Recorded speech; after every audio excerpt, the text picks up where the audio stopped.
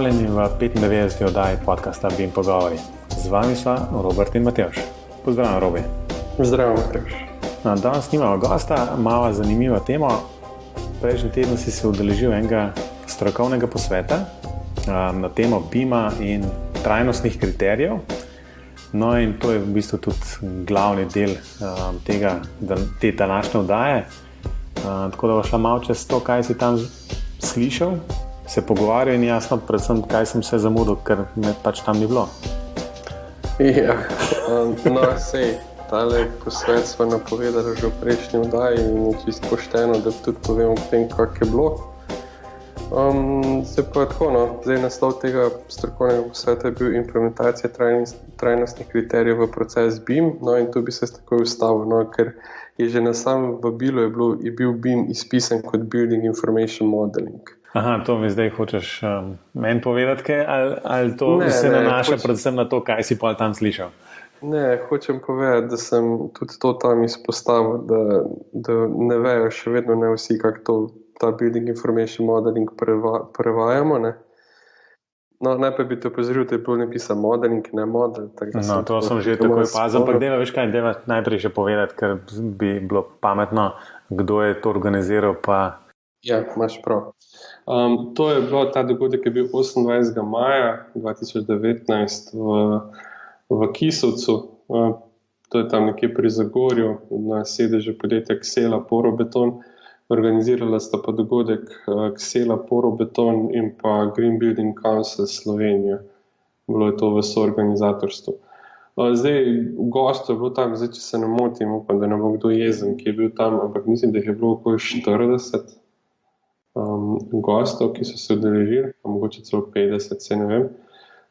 Bilo je pa omenjeno, organizatorji so mi rekli, da so morali ogromno ljudi zavrniti, ker ni bil dovolj velik prostor, tako da se obeta ponovitev tega dogodka nekje v jeseni. Zdaj ne vemo, bo to z istimi predavanji, predstavitvami ali bo kakšna druga, ampak ne bi se dogodek ponovil v jeseni. Tako da, če je kdo zamudil, se lahko pa še vedno udeleži.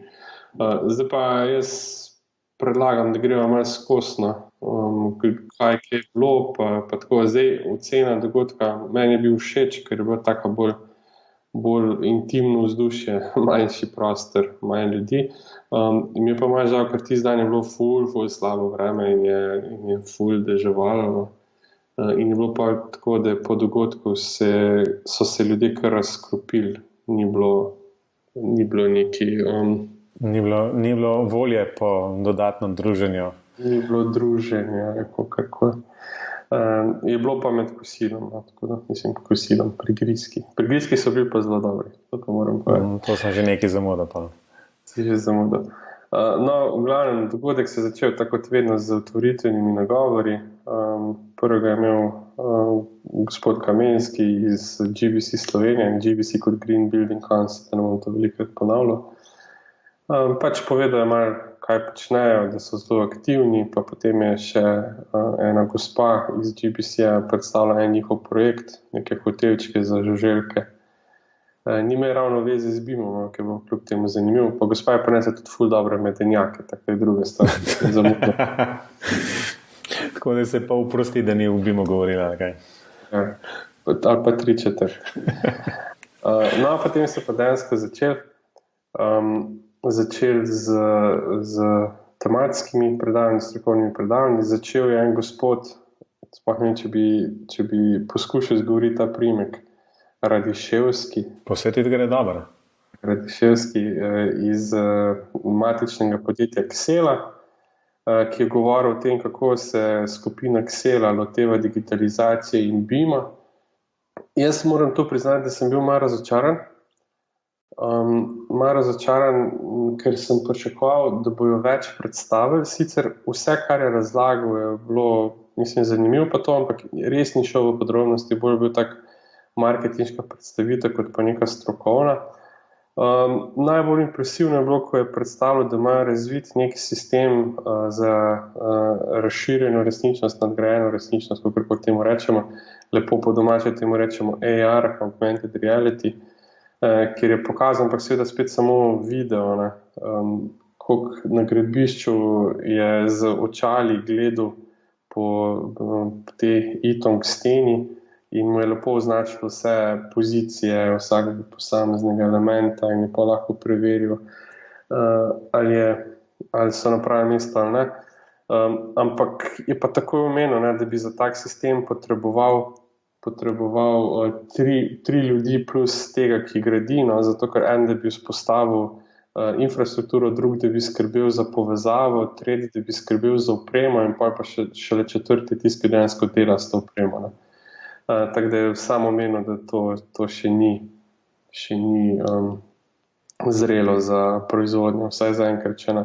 No, ampak je pa lahko, mislim, če te malo ustavim, da se nadihaš, v bistvu je pa super konc koncev, da se s tem ukvarjajo. Čeprav najbrž vsi vemo, da tole že nekaj časa ne bo tako preprosto vzpostaviti ali pa v bistvu zelo uporabno, ne? Ampak super je, da vsaj nekaj migajo v tej smeri. Ne? Jaz seveda se morajo vsi migati. Mislim, da ta gospod je bil iz Nemčije. In tam, če veš, industrija 4.0 pa digitalni dvojčki pa gor in dol, se jim morajo dvigati. Mislim, morajo delati na tem.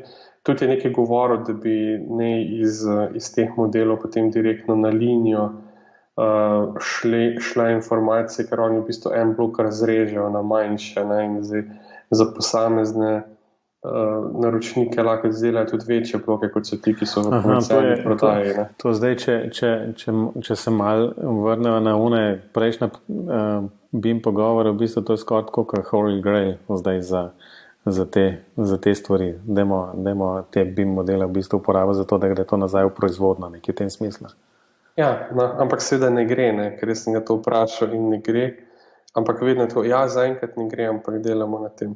Mene je malo bolj nekaj druga zamotilo in sicer je že začel predavati na tem, da Ksela dela na tem, da na open formatih, OpenBIM in sem in tja in IFC in gor in dol. Ampak potem sem vprašal, kaj od tega uporabljajo, pa v bistvu nikaj vedel, kaj bi, ne. Zato ker oba vemo, da če imajo oni na programiranje knjižnice za en program, potem je to zelo težko prek IFC-ja prenesti v nek drug program. Ne? Ja, absolutno.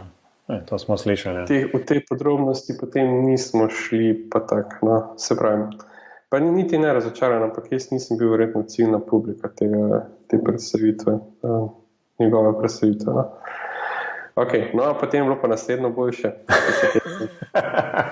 Vse se hecam. Naslednjo sem jaz imel, pa sem govoril o tem BIM-u v Sloveniji. V bistvu sem naslovil predavanje isto, kot so ga midva naslovila že na enem dogodku prej.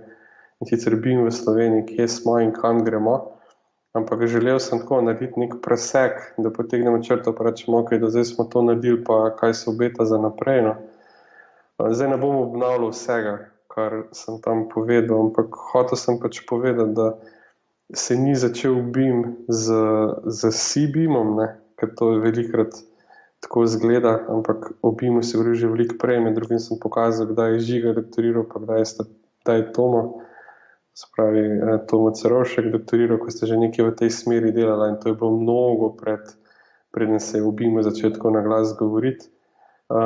Je pa tudi tako, ko sem zbiral podatke o tem, od kdaj BIM obstaja. A veš, kdaj se je pojavil prvič termin BIM? Ne bom niti ugibal. No pa tako, če bi rekel, je to bilo 2000, če bo prej ali pol? Bi rekel, mogoče malo pred 2000. V bistvu leta 92, če se ne motim. No, dobro, sem zgrešil za desetletje skoraj. Ja, v nekem znanstvenem članku, da koncepti obstajajo pa že od leta 75 naprej. To pa vem, ja. Tako da, ne vem, ni BIM od danes, no, to hočem reči. Se pa seveda razvijal, pa še čisto neko drugo smer. Ja, ampak v bistvu prosti robi, ampak v bistvu je pa zanimiv, no.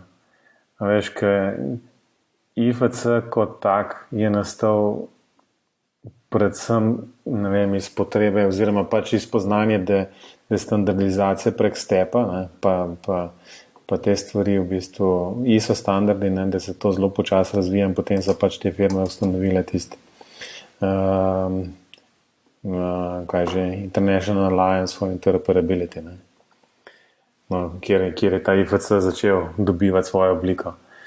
Ampak Hotel sem to reči, no, da, v bistvu, da je super, ne, da je ena takšna stvar dejansko že 20 let v nekem razvoju, kar najbolj vsem pomeni, da počasi, ampak vztrajno lezemo proti neki zelo uporabni obliki.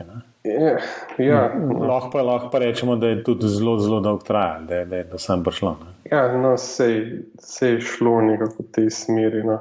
Tudi tako sem rekel, no. Definitivno ni zdaj to v dočiri, definitivno je uporabno, ne. Je pa že dolg na sceni. No, tako. To sem hotel povedati, no, da pač v tej smeri. No, in vmes sem predavanje, to sem tudi prej rekel tam, da pisa Building Information Modeling, ker sem se vmes ostavil tudi tam, kjer sem rekel, da se moramo najprej zmeniti, kako bomo to imenovali. Ne. Zdaj, če veš, pri nas na fakulteti temu se reče informacijsko modeliranje zgradb. Če gledamo definicijo CBIM-a, je to informacijsko modeliranje gradenj. Ne vem, že to ni poenoteno, zdaj v vladnih dokumentih temu govorijo gradnje, ker so prevzeli dikcijo CBIM-a, pri nas so še vedno zgradbe, ne vem, no, se pravim. Hotel sem reči, da moramo najprej potegniti nekaj črto, pa pol tam naprej začeti govoriti, tudi če govorimo v smeri trajnosti, pa kakorkoli. No. Ampak nekaj druge sem hotel pomeniti. No. Jaz sem pač to povedal, ne. In potem je en predavatelj naprej, en gospod Boštjan Štravs iz Juba, ki ga moramo tudi enkrat povabiti v BIM pogovore, je potem ob svoji predstavitvi najprej omenil, da se zelo strinja z mano, ne, in da on kot strojnik mu je veliko bližji prevod gradnje, ker v zgradbah se ne vidijo. Ne. Kar pa ima nekje svoj, mislim, lahko ga razumem, ne. To je tisto, v bistvu mi se občasno občutek, da se na takšnih relativnih podrobnostih nekaj dajemo, ne? Čeprav imaš pač prav, da se treba enkrat za vse zmeniti, kako bomo temu sploh rekli. Ne? Po drugi strani pa realno dobiš občutek, da zdaj namesto gradbeništva lahko kar BIM rečeš. Ja, veš, pa prejšnji vikend govorim z enim arhitektom iz ene precej znanega arhitekturnega biroja. Sem rekel ti, v bistvu, kako pa kaj BIM, ne? Pa se sam nasmehnil. V smislu, niti ne vem, kva to je skoraj. Ne? Ja, sej. No, ampak hotel sem to reči, no, da je bilo fino, no, bil dober občutek, ko je nekdo potrdil, da bi bilo fajn se v tem zmeniti, zato da se ne bo kdo počutil izključenega, no, čistko. Drugače pa sem tudi o trajnostnih kriterijih v BIM-u govoril iz stališča tega, ker je en študent, bo profesor Žigi Turkov pa pri meni v kratkem končal nalogo, ker je pa na tem velikem logističnem centru v Lidlu uporabljal BIM za potrebe zagotavljanja trajnostnega certificiranja. Oni so se lotili certificiranja v Lidu in je to je še vedno zelo lep primer uporabe BIM-a za tiste namene, za kar sploh BIM je, ker je v bistvu podatke iz BIM-a uporabil direktno potem za to, da je zagotovil točke za certificiranje. In je tak res dober primer, no, to bi tudi enkrat se splačalo malo več o tem povedati. Ker je lepo na inženirski način ven iz modela, ki ga je obravnaval kot podatkovno bazo, potem potegnil ven podatke, ki jih potrebuje in sestavil tiste Excel tabele, ki jih uporabljajo za to, da zbirajo točke. No. Tak res super primer, no, in to sem tudi bežno predstavil na tem dogodku.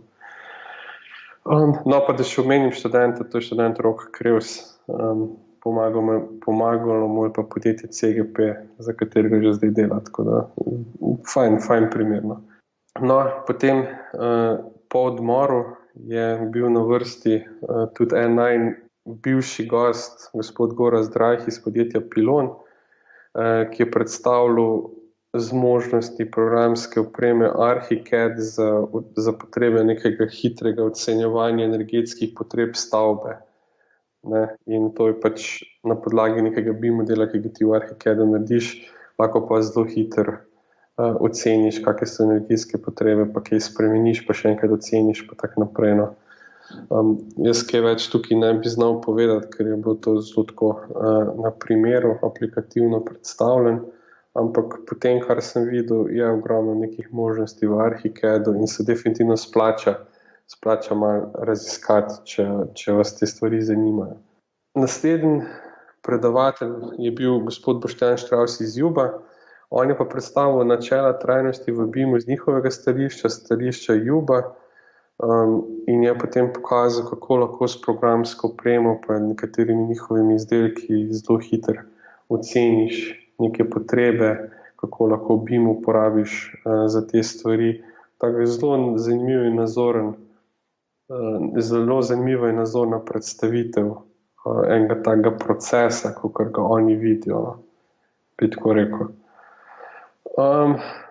Naslednji je bil spet en bivši gost, to je Domen Ivanšek iz podjetja Knauf Insulation, ki je prikazal primer njihove demo stavbe, v kateri so tudi mi že bila, in je govoril o BIM projektiranju, pa gradnji, pa kako je to certificiranje po DGNB potekalo.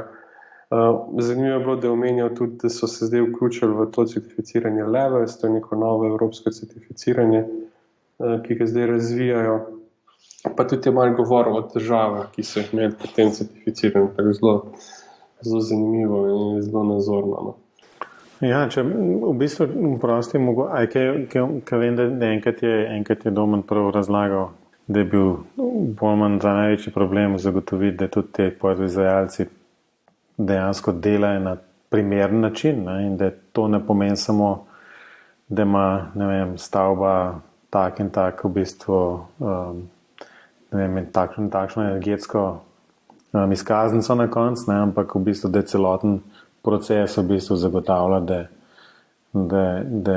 da so in odpadki in da so grajeni materiali in vse, skratka, da vse skupaj dejansko pripelje do končnega certifikata. Kaj na to temo tudi povedal? Ja, je seveda povedal, da je ogromno nekih težav, tudi tako so govorili med odmori. Bilo je ogromno težav predvsem s tem, ker ljudje delajo po svoje, ne? Pa tudi imeli so ogromno težav s tem, da so dobili materijale, ki so imeli ustrezne certifikate. Pa tako, no. Zato pa so izkušnje na tem področju zelo pomembne. Se tudi oni učijo na izkušnjah. Jaz verjamem, da če bi zdaj še eno stavbo gradili na isti način, bi jim bilo pol lažje, ker bi vedeli, v katere smeri v katere smeri ne grejo, ne. Tako da, se pravim, zelo zanimiv. Jaz mislim, da bo vedno več stavb se bo certificiralo po nekih trajnostnih schemah in bojo tile pilotni projekti v bistvu prinesli ogromno enih stvari, ki bojo potem samo pomagale pri novih projektih. No, tako. Jaz verjamem, da se je Domen zelo veliko naučil. No. Je pa tudi res, da pri njihovem projektu so bili vključeni, mislim, da in glavna projektantka in on kot predstavnik investitorja in potem koordinator tega certificiranja, so bili vsi DGNB strokovnjaki, vsak na nekem svojem nivoju, ne. Pa še oni so imeli toliko težav, tako da bi bilo zanimivo, če vse tega kdo loti, ki pa nič o tem ne ve. Ja, tako, no, potem pa še zadnje predavanje bil pa en gospod iz Hrvaške, gospod Gianmarco Ćurčić Baldini, je pokazal BIM energetske simulacije za podjetje Wienerberger, ki ima neke vzorčne E4 hiše. Te simulacije so delali z orodjem Allplan in imajo ogromno nekih stvari narejenih v Allplanu, ki jim potem pomaga pri delanju tega. Čeprav mislim, da potem kaže tudi nekaj v Revitu. Tako da zelo napredni, zelo naprej. Nisem pa čisto razumel, kaj je želel to predstavljati, to E4 hišo ali ne vem. Nisem čisto točno vedel. No. So pa zelo napredni, pa grejo še naprej. Seveda, oni zelo verjamejo v BIM, pa razvijajo neka svoje orodje, pa mislim, da ima enega večjih birojev, ki se ukvarja tudi z razvojem knjižnic in te stvari. No. Tako, no, to je bil pa v bistvu cel dogodek. Trajal je od 9 do 1. Niso imeli kaj dosti zamude, smo se vsi zelo držali teh časovnih okvirjev, ampak kot sem že prej povedal, pa po koncu dogodka pa zelo hitro se prizorišče sprazne, tako da jaz bi si mogoče želel malo več tega druženja. Pa, no.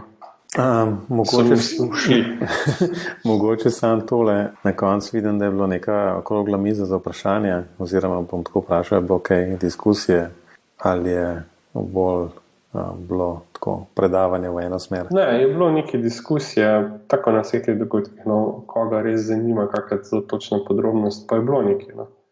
Je bilo neke diskusije, ni bilo tako, da bi samo sedel pa gledal. Ampak ja, verjamem pa, da če je bilo več takih dogodkov, bi bilo tudi več vprašanj. Malo sicer sem hotel nekaj drugo omeniti, no. V bistvu ta dogodek je štel tudi za točke iz IZS-ja, ne. Tisko mora si točke dobivati, da potem obnavljajo svoje strokovne izpite, kakorkoli. In sem se zelo bal, da bo ljudje prišli samo po to potrdilo. Ampak sreče ni bilo tako. No. Verjetno je bil kdo tudi tam zaradi tega, ampak se mi zdi, da je bilo bolj v manjšini. Super, skratka, lahko skleneva, da ti ni žal, da si v bistvu se tega udeležil, pa da si imel možnost nekaj poslušati, pa tudi povedati. Ne, definitivno mi ni žal vse. Jaz sem bil vabljen, tako da sem itak se že zaradi tega udeležil. Ampak, ja, ne, ni mi bilo žal. No. Zdaj bomo videli, če bo jesen, pa če bo spet kaj novih predavateljev, se pa mogoče spet udeležil. No. Ja, mislim, da si v principu dobro povzel celotno dogajanje in upam, da so poslušalci, ki se niso imeli priložnost udeležiti tega dogodka, zvedeli določene koristne informacije. Mogoče sam to še malo gledam spletno stran, kjer je bil ta dogodek napovedan, kjer je tudi vsebina. Je bilo kaj rečeno, da bojo te predstavitve kje dostopne? Ja, ali so pozabili na to? Ne, bilo je rečeno, da bojo dostopne, ker so nas tudi vprašali, če smejo to objaviti.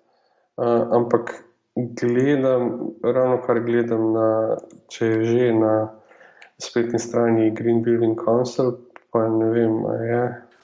Mogoče če na Green tam gore.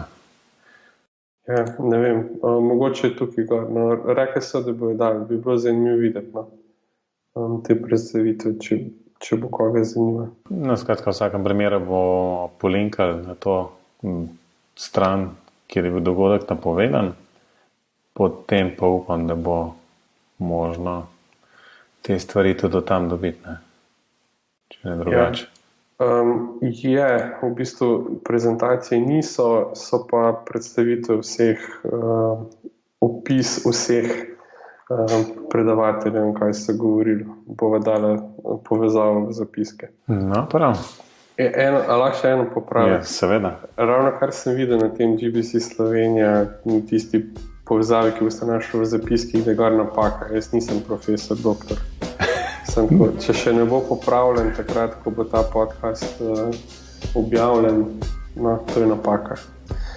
Bom urgiral, da popravljajo. Dobro. Veš, da nisem niti opazil. Mene pa to vedno zmoti. To je v bistvu vse za tole današnjo oddajo. Tudi naslednja bo takole obarvana, ravno takrat, ko bo ta oddaja nekako objavljena v Robi na Bledo, pa se je že vozil z Bleda, z BIM foruma 2019, tako da je naslednja oddaja čez 14 dni bo spet kak dogodkovno obarvana, kjer bomo govorili o BIM forumu 2019. To je pa za danes vse. Robi, kje te lahko poslušalci kontaktirajo? Še vedno kar na robert@klinc.net. Pa ne preveč, ko zdaj bo dopusti, pa ne bo imel časa odgovarjati. Ja, to res. Mislim, da se ti ne bo backlog tak dolg nabral.